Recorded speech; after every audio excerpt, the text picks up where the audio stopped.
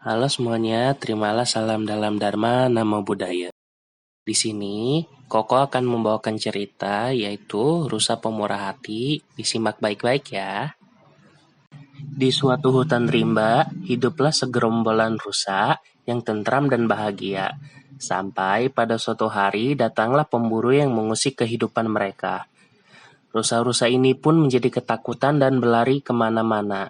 Karena mereka takut terkena anak panah dari sang pemburu. Mereka terus berlari sekuat mungkin untuk menjauh dari tempat tersebut dengan tujuan supaya sang pemburu tidak menemukan mereka. Sore hari pun telah tiba, rusa-rusa ini pun mulai mencari tempat untuk beristirahat. Tanpa mereka sadari, sang pemburu sedang mengintai mereka dari semak-semak. Tanpa membuang waktu, sang pemburu pun melepaskan anak panahnya. Dengan cepat melesat, anak panah itu mengenai rusa jantan. Aduh, sakit! Kawan-kawan, cepat lari! Pemburu itu ada di sini.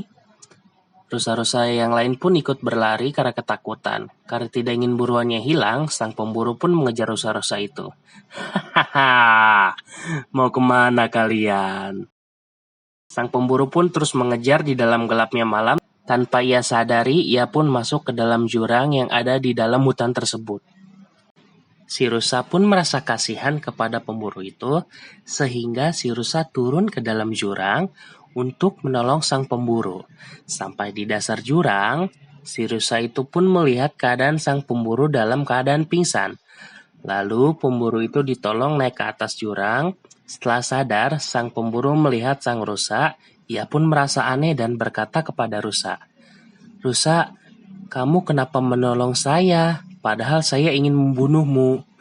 Si rusa pun menjawab, "Semua makhluk ingin bahagia dan saya menolong kamu ya karena kamu membutuhkan pertolongan itu."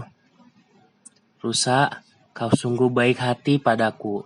Karenamu, aku masih hidup," ucap sang pemburu. "Terima kasih rusa yang baik." Dari situlah sang pemburu berhenti untuk membunuh, karena ia yakin binatang sekalipun ingin hidup bahagia, apalagi manusia. Nah, ceritanya sudah selesai. Amanat dalam cerita ini adalah kebencian tidak akan berakhir bila dibalas dengan kebencian. Kebencian akan berakhir bila dibalas dengan cinta kasih atau metta. Cukup sekian dari Koko, terimalah salam dalam Dharma, Namo Buddhaya.